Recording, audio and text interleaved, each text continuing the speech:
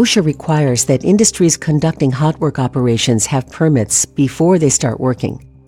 Minimizing hazards is another important element of safe hot work. So let's take a look at how hot work hazards can be controlled. Hot work operations can pose fire or health hazards to people and properties nearby. To lessen the threat, hot work areas need to be properly prepared.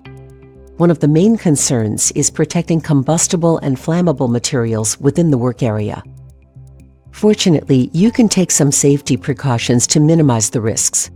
First and foremost, unless you receive appropriate permission, restrict hot work to designated areas equipped with the necessary controls and adequate ventilation. Second, only allow authorized and properly trained individuals to do the work. And finally, to prevent fires, burns, and ultraviolet light exposure, use fire-resistant curtains or tinted shields. Dealing with combustible materials is always going to be hazardous. So, in addition to the general safety precautions, there are also rules in place for handling flammable items. Start by moving combustible items a safe distance from sparks or heat, at least 35 feet away. Any flammable material that can't be relocated from the permit-required area must be protected with metal guards or flame-proof curtains. Never use flammable covers, such as ordinary tarpaulins. Sweep surrounding work surfaces clean of flammable dust and particles, and wash down combustible floors.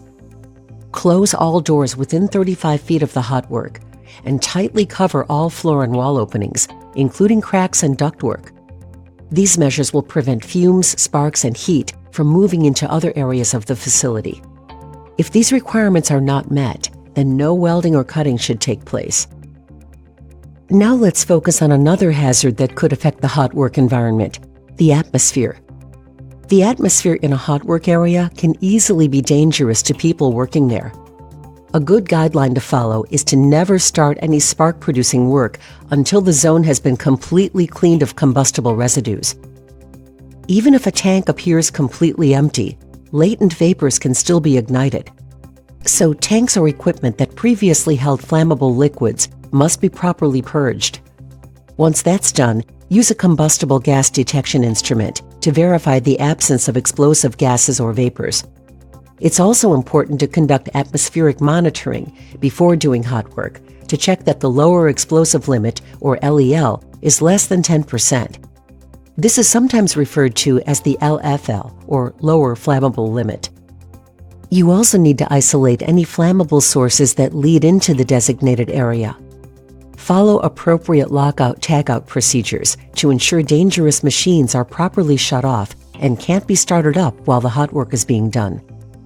Personal protective equipment, or PPE, should be used along with, but never instead of, engineering controls and safe work practices. Use PPE that's specifically designed for hot work. Also, consider potential toxic fume emissions from the material being worked on or from surface coatings, and use respiratory protection.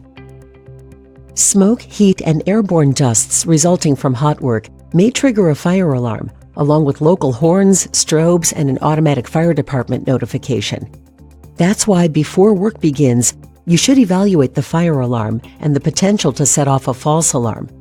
To prevent false alarms, you may have to arrange to cover detectors to prevent fire system activation, or for an electrician to deactivate the alarm system for the duration of the work, and then restore it to full functionality immediately after work is completed.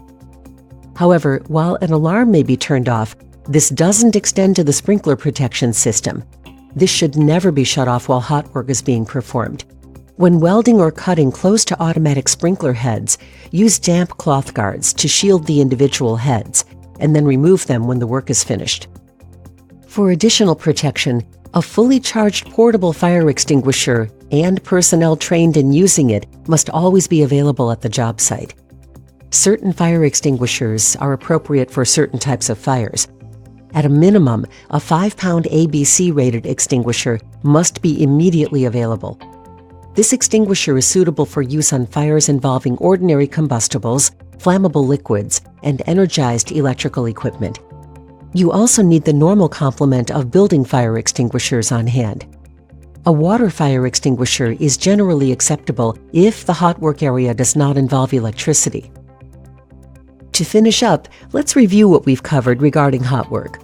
Remember, hot work should be performed in designated areas only. If work needs to take place outside a designated area, then a hot work permit must be issued. Before issuing a hot work permit, the person signing the permit must inspect the area. Once signed, a copy of the permit should be posted at the worksite.